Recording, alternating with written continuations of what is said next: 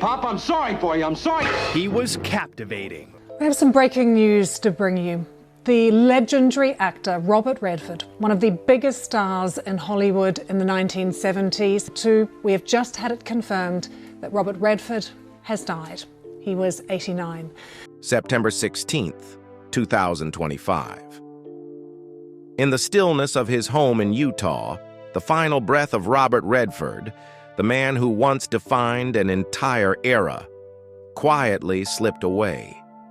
The cinematic world seemed to pause in a grief-stricken silence as Hollywood's immortal icon closed the extraordinary journey of his life at the age of 89. The loss leaves behind an irreplaceable void, not only for his family but also for millions of admirers across the globe. For more than 6 decades, Redford was never just a face on the silver screen. He was the very soul that elevated cinema into an art form. From his Oscar-winning Ordinary People to the founding of Sundance, the sanctuary of independent film, he inscribed a radiant chapter in cultural history. Yet behind the glory were wounds that never healed. The death of his first son, painful losses that shadowed him throughout his life, sorrows carried in silence. And then, fate delivered its final merciless blow, taking away a warrior who had turned tragedy into art, who had lit pain into flames that touched the deepest corners of the human heart. Now his passing is more than the end of a man. It is the fall of a monument, the extinguishing of a flame after it had illuminated generations, the eternal silence of a voice that once thundered against injustice, once sang of love, loss, and resilience. And yet, within this mourning, lingers his late-life confession about Paul Newman, his friend, his brother, his soulmate, who had stood with him in creating some of Hollywood's most glorious moments. Those words, spoken at the twilight of his life, were not only remembrance but also testimony to a rare, steadfast, and profoundly human friendship between two legends. They met as two opposing poles: Paul Newman, witty and playful; Robert Redford, calm and reserved. Yet instead of letting their differences create distance, they bridged them with something rare in Hollywood: absolute respect for one another. On set, neither tried to outshine the other. Instead, they willingly stepped back to let their partner radiate. Off-screen, they became anchors for each other, keeping one another from losing their way in a world full of temptations. Perhaps that is why Butch Cassidy and the Sundance Kid and The Sting were not just box office hits, but also proof of a friendship where two legends lifted each other up rather than competing for the summit. At 89, as Robert Redford closed the extraordinary journey of his life, the cinematic world bowed in grief. But in that heavy silence, his late confession about Paul Newman rose like a spiritual testament, both painful and sacred. In those final moments, Redford did not speak of awards, nor did he recall personal triumphs. He spoke of a friendship that endured for decades, with Newman, the friend, the brother, the soulmate who had walked with him both on and off the screen. Redford once admitted that Newman was the kind of man who made everyone around him better. At the peak of fame, Newman remained humble and kind, never allowing stardom to overshadow his true self. To Redford, that was not only admirable, but also a profound bond. A rare friendship tested and proven in the harsh crucible of Hollywood, where most relationships easily crumble under competition. When recalling their days working together, Redford often described a kind of unspoken understanding. On set, a glance or a small gesture was enough for them to catch each other's meaning. In every scene, their mutual respect pushed them to elevate one another, not for awards or applause, but for the pure love of the craft. They would spend hours backstage discussing character motivations, experimenting with improvised lines, bursting into laughter when a spontaneous moment worked, and sinking into silence when a scene touched something deep in the soul. It was this harmony that made Butch Cassidy and the Sundance Kid and The Sting not only box office triumphs, but benchmarks in film history, where true friendship shone alongside art. Yet what moved Redford most was not the legendary roles, but Newman in everyday life. A friend like an older brother, always there when he was needed most, in grief, in doubt, in search of advice, or simply to share a quiet companionship. Redford once choked up, saying, "Paul taught me that true success isn't measured by fame or money, but by kindness, integrity, and the impact you leave on people." For Redford, Newman was not just a co-star, but a moral compass, a steady hand that kept him from straying in a dazzling yet treacherous world.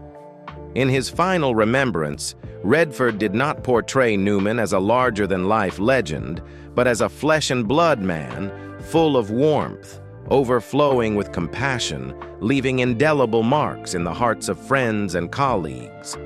And through this confession, the world now glimpses a priceless treasure, the story of a friendship rare, enduring, and deeply human. The very thing that made Redford and Newman not only a legendary duo of Hollywood, but symbols of what it means to live with loyalty, humility, and love. Before he became one of Hollywood's brightest lights, Robert Redford was just a frail boy at the fragile dawn of his life, lying motionless on a narrow bed, his small body paralyzed by polio, his young soul swallowed by shadows unseen by any audience. Those shadows weighed on him like a silent sentence, as if fate had tested early on just how much pain the heart of a legend could endure.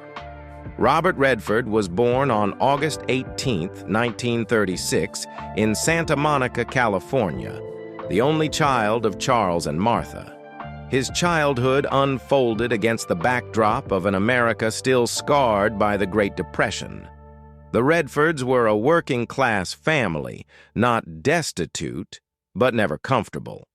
They eventually settled in Van Nuys, a Los Angeles suburb where rows of modest houses sat under the relentless Southern California sun. Inside that home, young Robert grew up caught between two opposing influences. His father, Charles Redford Sr., a laboratory technician, was strict, unemotional, a figure of discipline and severity. His mother, Martha Hart, by contrast, was a free-spirited illustrator, gentle, sensitive, and always encouraging her son to nurture his imagination. She planted in Robert a love for beauty and the belief that art could open a world far larger than the four walls of their working-class home. But Redford's childhood was never smooth. Around the age of 10, disaster struck. He contracted polio. Long months followed, confined to a bed, his legs refusing to obey him, haunted by the fear of a life condemned to disability.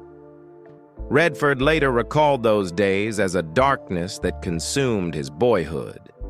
Yet in that room, heavy with the smell of disinfectant, Martha never gave up. Night after night, she massaged her son's stiff legs, whispering words of hope. She taught him that strength did not always come from grand victories, but sometimes from the quiet refusal to surrender. From that darkness, Redford learned his first lesson about the fragility of life and the profound value of resilience. As his health gradually returned, Redford entered adolescence restless, hungry to break free from the limits around him. He was no model teenager. He slipped into reckless escapades, caught up with delinquent friends in wild Los Angeles nights. Once, the police stopped him for mischief, a warning that his path could easily veer toward ruin. Fortunately, his stern father pulled him back from the brink, and Robert found a different outlet: painting, sports, and the open skies. A sketchbook and brush gave him a quiet refuge. The vast sky awakened dreams of escaping the narrow confines of his childhood, and sports, especially tennis, gave him a sense of control over himself. He once had an unforgettable moment, warming up alongside Pancho Gonzalez, the legendary champion, at the Los Angeles Tennis Club. It flashed by like lightning, but it was enough for the boy to realize he could reach beyond the gray streets of Van Nuys. Still, fate was not finished with him. In 1955, when Redford was only 18, the greatest loss of his life struck.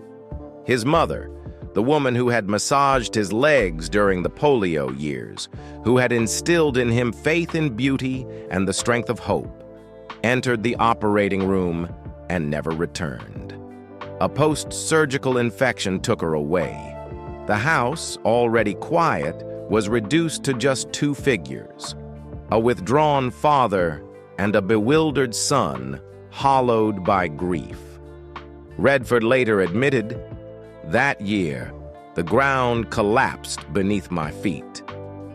The collapse did not just take away the person he loved most, it carved into him a void that could never be filled. That void followed him all his life, echoing even in his moments of glory.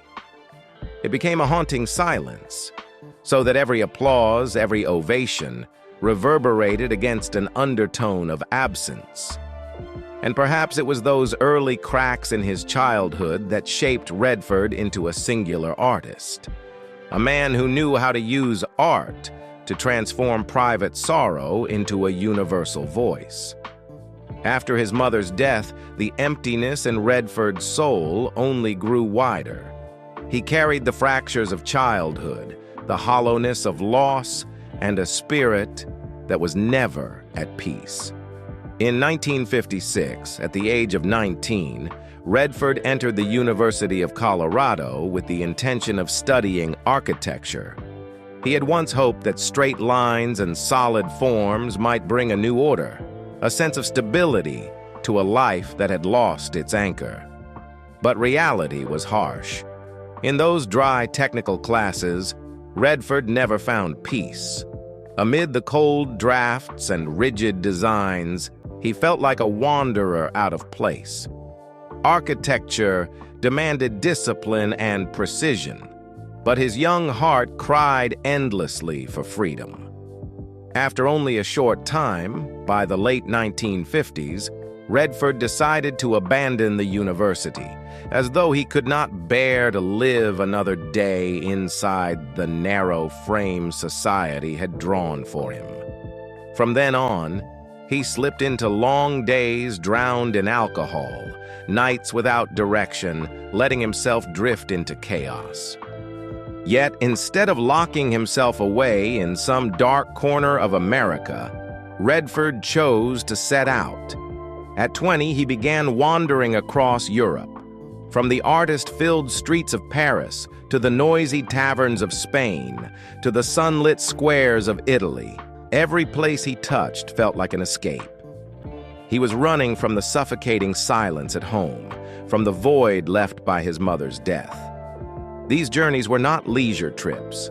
They were a form of self-imposed exile, where he both sought to destroy himself and desperately searched for a way out. Years later, Redford admitted that it was a lost chapter of his life, yet it was in that very lostness that he first discovered the light of art. Amid drunken nights and aimless steps, he picked up the paintbrush again, spent hours watching street theater, and found himself captivated by the films projected in Europe's small cinemas. He realized that only art had the power to turn chaos into order, wounds into language, and private pain into a universal voice. Around 1958, at just over 22 years old, Redford returned to America. He was no longer the uncertain college student he once had been. Instead, he carried with him a determination to find a new home. He moved to New York and enrolled in the American Academy of Dramatic Arts. A fateful decision. It was there, in the demanding acting classes, on cramped but challenging stages, that he began to build himself a different life. The stage, the lights, and the audience became his new home, where he was no longer only running away, but learning to confront and transform tragedy into art. And now, as the world mourns his passing at the age of 89, the value of those first steps becomes even clearer. The frail young man who once trembled on the small stages of New York was the very one who laid the foundation for an immortal legend. His death has stunned the film world, but it also forces us to look back at the path he once walked. For Robert Redford was not born a monument. He was once just a young man carrying private wounds, struggling to find his place. And it was from those first beginnings on the Broadway stage that the first light of a legend began to shine. In 1959, Robert Redford cautiously stepped into New York's theater world. A harsh place where hundreds of young hopefuls jostled daily for a chance, but only a few managed to survive. At first, audiences were easily drawn to his handsome face, his fine features recalling the classical elegance of Hollywood's golden era, his bright eyes shadowed by a distant sadness. In a city where looks could open doors to the stage, Redford had a clear advantage. But what set him apart was not his appearance. Even in small roles, Redford left an impression by acting as though he drew directly from his childhood fractures, from the loss of his mother, from his years of wandering in Europe. Audiences felt a rare truth. Each of Redford's characters carried a fragile vitality, both proud and vulnerable, just like the man himself. By the early 1960s, that persistence began to pay off. New York critics started to take notice of the young actor for his emotional depth, his discipline, and his refusal to be confined. He knew how to restrain himself on stage, allowing every glance, every gesture to linger in the minds of the audience. The turning point came in 1963, when Redford landed the lead role in Barefoot in the Park, Neil Simon's romantic comedy. On the Broadway stage, he became the young newlywed lawyer, witty, passionate, and clumsy in marriage. His natural charm and ability to capture subtle emotional conflicts made Redford shine brilliantly. The play quickly became a phenomenon, celebrated by critics and embraced warmly by audiences. During these same early 1960s years, alongside Broadway, Robert Redford began stepping into the world of television, then exploding across America and becoming a household entertainment staple. His appearances on the small screen were not major roles, but they were golden opportunities for a young actor to train and test himself in a wide variety of characters. From Maverick, the popular Western, to Perry Mason, the famed legal drama, to Alfred Hitchcock Presents, the classic thriller anthology, Redford left his mark in each. With every role, he learned to control his pacing before the camera, so different from the expansive energy of the stage. Television demanded a subtler craft. Every glance, every small movement mattered, for the audience could see everything up close. These roles, though only the beginning, paved the way for a journey that could not be reversed, from Broadway to Hollywood. A journey where, from that point forward, the name Robert Redford would no longer be tied only to private grief, but would begin to write a new chapter in the history of American cinema. The true turning point came in 1969, when Robert Redford was cast as the Sundance Kid in Butch, Cassidy and the Sundance Kid. This was not just a role. It was the ticket that propelled him straight into the ranks of Hollywood's biggest stars. Before that, Redford had played several leading roles, but none that truly broke him through. Then the opportunity arrived.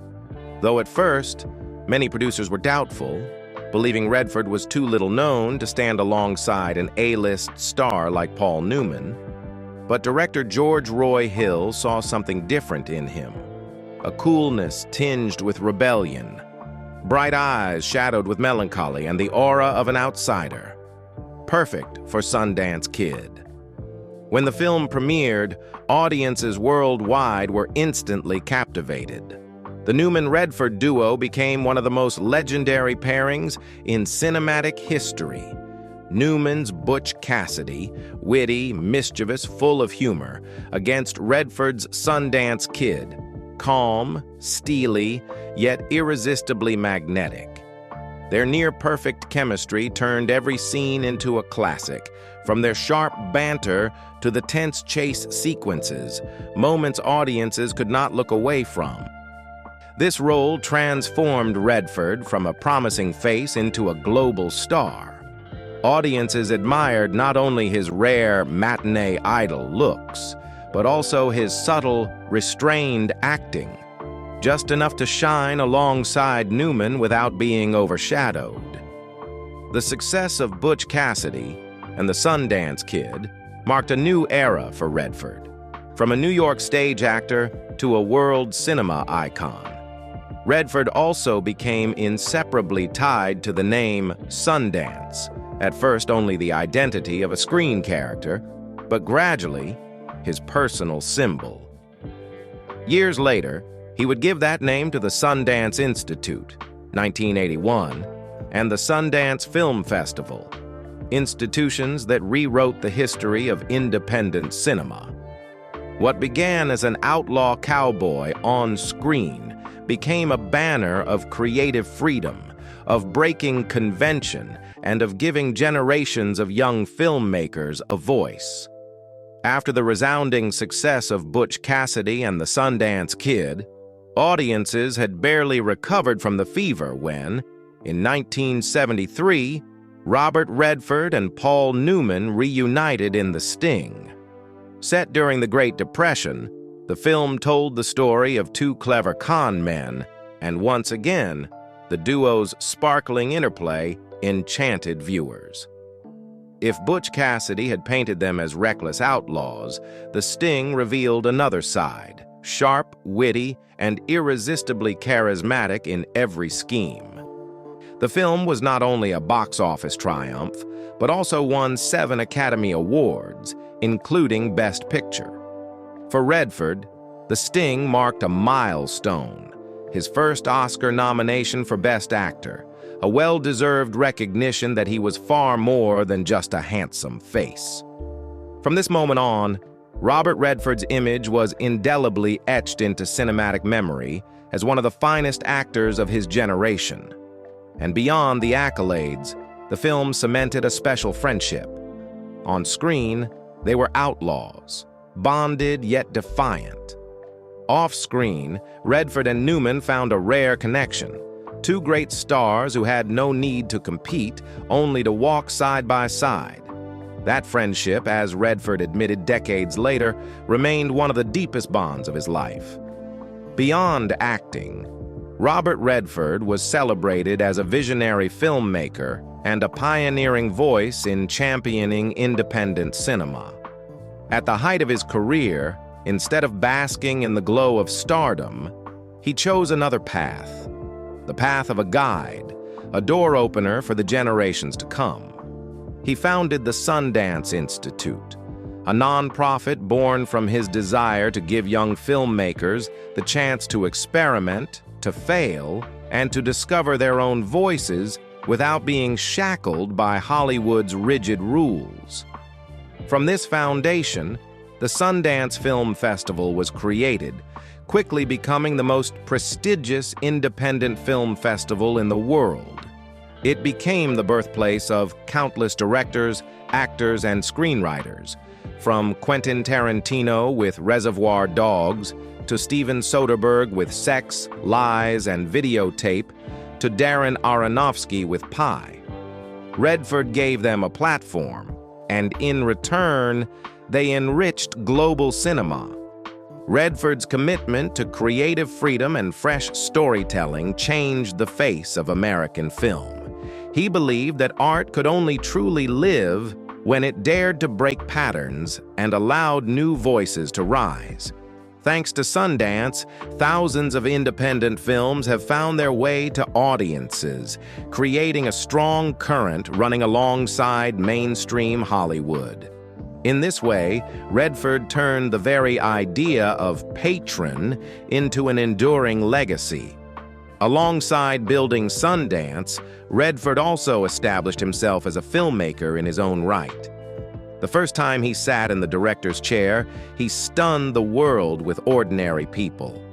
The film explored the tragedy of an American family after the death of a son, delving deep into psychological wounds and the silence that corrodes relationships. With no excess, no wasted frames, Ordinary People reached into the darkest corners of the human heart.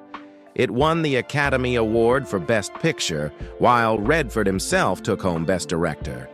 With this debut, he proved his talent extended far beyond being in front of the camera. He could use the language of cinema to tell stories both haunting and profoundly human. While Sundance grew, Redford continued to shine on screen.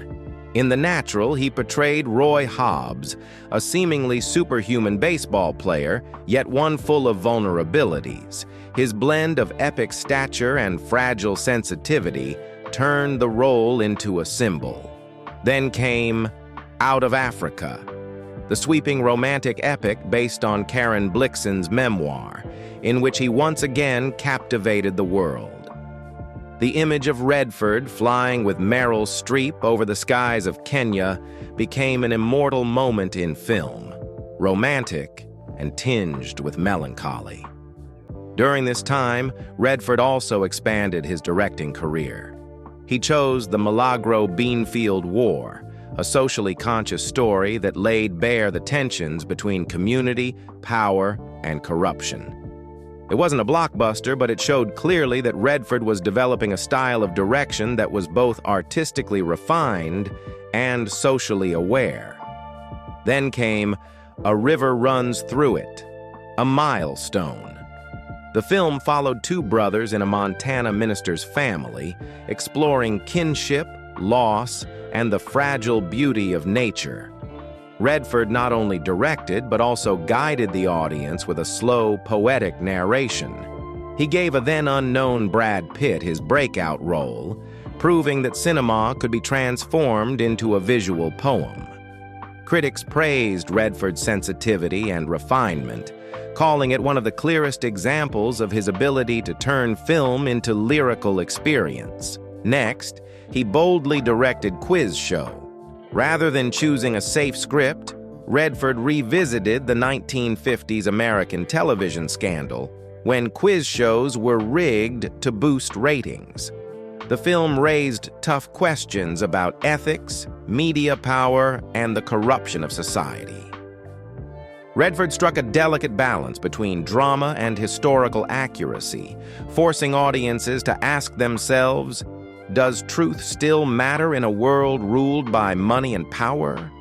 By the late 1990s, he both directed and starred in The Horse Whisperer. The story of healing, both for people and for wounded horses, embodied Redford's life philosophy. That art, like life itself, is the journey of mending what is broken. His dual role did not weigh the film down. Instead, it showcased his rare ability to keep clarity and authenticity in every detail. Even into the 21st century, Redford never stopped. In Lions for Lambs, he played a university professor questioning personal responsibility in a turbulent political and social climate. With The Conspirator, he returned to directing, revisiting the assassination of Abraham Lincoln and its consequences, continuing his lifelong interest in justice and the complexities of morality. Then, The Company You Keep reaffirmed Redford's multifaceted artistry as director, actor, and storyteller, probing the shadows of political activism and personal secrets. What made Redford extraordinary was not just the list of acclaimed films, but his ability to bridge two worlds. On one side, the glitter of Hollywood, and on the other, the risk-taking spirit of independent cinema. He remained a box office draw, yet also the patron who gave unheard voices the chance to rise. And it was in that role, the role of a sower, that Redford left his greatest legacy, turning Sundance into a beacon for all who dared to dream of a cinema free and unbound. Redford never separated his private life from the marks of tragedy. Just as his career was beginning to shine, he found love with Lola Van Wagenen, a woman of intelligence and gentleness who had stood by him since his days of struggle. They married in 1958 when Redford was only in his early 20s, and together they built what seemed like a warm, complete home. In that house, 4 children were born in turn, bringing with them the hope of a whole family. Yet, from the very beginning, fate left a wound that would never heal. Their first son, Scott Anthony, was born healthy. But only 2 months later, sudden infant death claimed his fragile life. For Redford, it was a devastating blow. He later admitted that no glory, no Oscar, no thunderous applause could ever fill that void. In every role touching on loss, in every glance that seemed to falter before the camera, one could sense the shadow of that private grief he never let go. Scott remained forever present, a scar that followed Redford on every path, a reminder that happiness is fragile and life is never fair. Even so, Redford and Lola continued to nurture their family. They raised their 3 surviving children in warmth, striving not to let that first tragedy fracture their home. The children grew and chose their own paths. Among them, David James Redford, their second son, who revealed an early passion for art and became a talented filmmaker, carrying forward a piece of his father's creative flame. Yet once again, fate was merciless. In 2020, David passed away from liver cancer after years of struggle, leaving behind his wife, children, and an unfinished body of work. For Redford, David's death was another wound, deepening the emptiness that had never been filled since Scott's passing. Nearing 90, he had to witness 2 sons depart before him, a pain no father could ever explain. Amid the glamour of Hollywood, Redford remained simply a grieving father, a man whose heart had been shattered more times than any tragic role he ever played on screen. And it was precisely this quiet endurance that earned him even greater respect. Robert Redford was not only a cinematic legend, but also a symbol of resilience and dignity in the face of life's most private losses. His first marriage lasted nearly 3 decades before ending in divorce. They had weathered the lean years of his struggling career together, shared the glow of his stardom when his name reached the heights, and endured tragedies that could never be erased, especially the loss of their first son. But the pressures of work, the distances that grew, and the inner turmoil that Redford carried gradually strained the marriage. After almost 30 years, it ended in divorce. A conclusion that left him with regret, but also opened a long chapter of solitude. For many years afterward, Redford kept his heart closed, devoting himself to his children, his work, and his great artistic projects like Sundance. He seemed to accept that romantic love was no longer something he could hold on to. Yet fate still had one late gift. In 2009, when he was already in his 70s, Redford married for the second time, this time to Sibylle Sagars, a German painter much younger than him. This was not a loud Hollywood romance, nor a lavish, ostentatious ceremony. Everything happened quietly, simply, yet filled with warmth. Sibylle was not only his wife, but also his artistic soulmate. She shared with Redford a passion for creativity, a love of nature, and a desire to live a meaningful life. They often retreated to their ranch in Utah, where the sunset lit up the mountains, spending their days painting, writing, talking, and living in the silence Redford had always longed for. That late love brought him a rare peace after a life of storms. In his final years, Redford was no longer the star chasing the spotlight, but simply an old man with the woman he loved, savoring each quiet morning and each blazing sunset. And in that simplicity, he found what fame, wealth, and glory had never given him: a true home for his soul. On the day he took his last breath in his Utah home, that image became all the more poignant. Robert Redford, the man who once defined an era, who reached the highest peaks of artistic triumph, finally departed in the embrace of the peace he had always sought.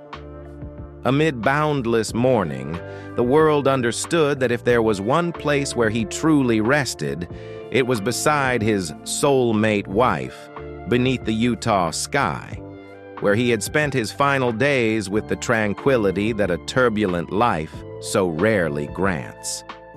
On the day Robert Redford passed, people did not only mourn a cinematic legend, they also remembered the image of a man who once captivated an entire generation. He was one of the most handsome faces in Hollywood during the 1970s and 1980s, with golden hair, piercing blue eyes, and a wanderer's charm that few could match. So much so that decades later, the media would often call Brad Pitt the Redford of a new generation. But Redford was never just a beauty icon or an A-list star. Beyond the spotlight, he was one of the rare artists who turned personal influence into social power. Beginning in the 1970s, when most of Hollywood was consumed by careers and lavish indulgence, Redford chose another path, devoting himself to environmental activism. He campaigned to preserve America's public lands, supported biodiversity conservation, and opposed oil and gas projects that destroyed nature.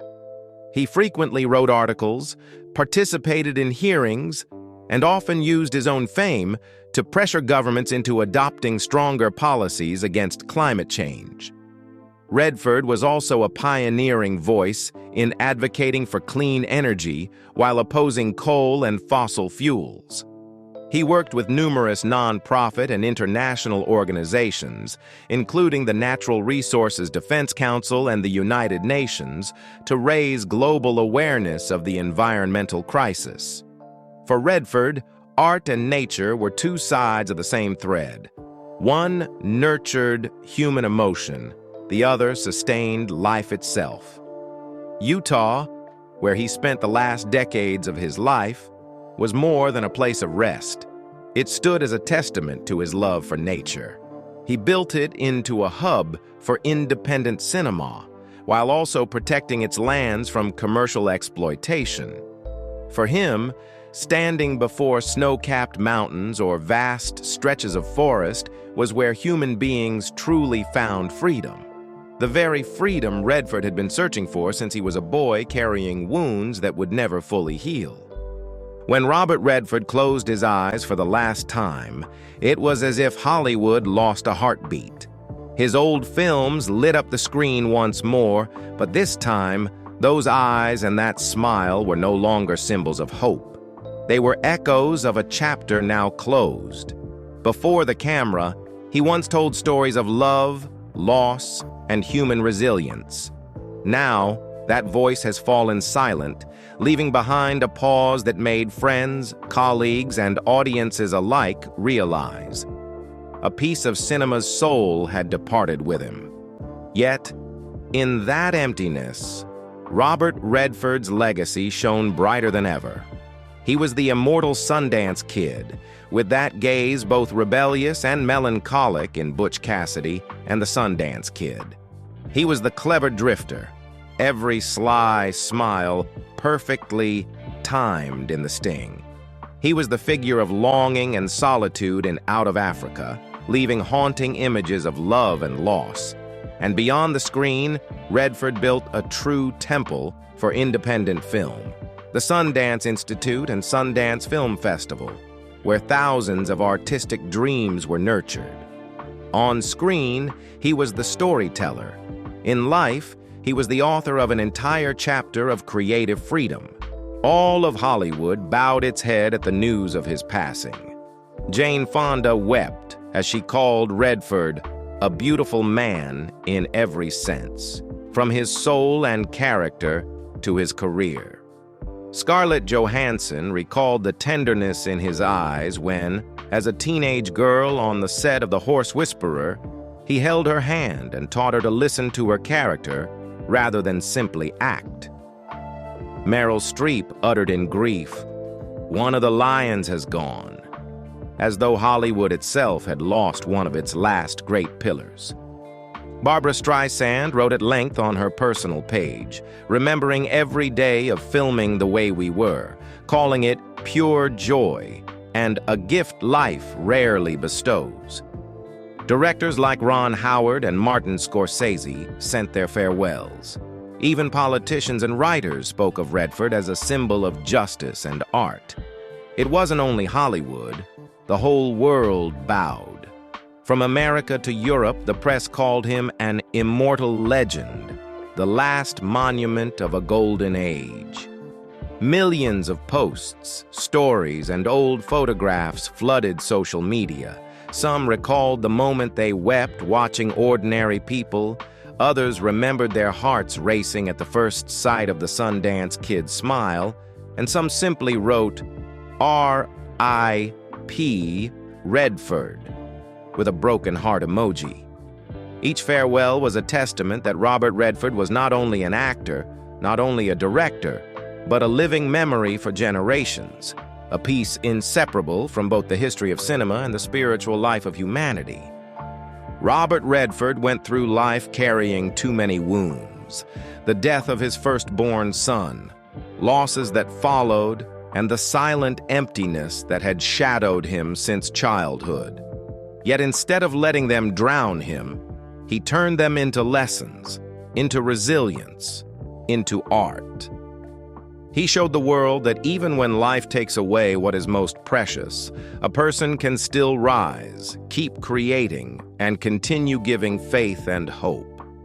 Perhaps that is why his passing today feels so staggering, because Redford was never a distant monument. He was always close, like a part of our collective memory. Redford's greatness did not lie in fame, but in endurance, not in applause, but in humanity. And now, as the curtain of his life has closed, the best way to honor him is not through cold headlines, but through sincere remembrance. A whispered thank you, a memory retold, a tearful glance at the smile of the Sundance Kid, or a scene in ordinary people that pierced our hearts. Redford rests, but his echo remains. In every filmmaker he lifted up at Sundance, in every audience member who once wept or smiled because of him, in every heart that has refused to surrender to pain. His absence is vast, yet the legacy he leaves will go on shining, like a flame that will never extinguish in humanity's memory. Today, the world has lost a torch, and all we have left are memories. If you were ever moved by his gaze, leave a comment saying, R.I.P. Robert Redford, to remember, to give thanks to a man who gave the world far more than the glow of the silver screen.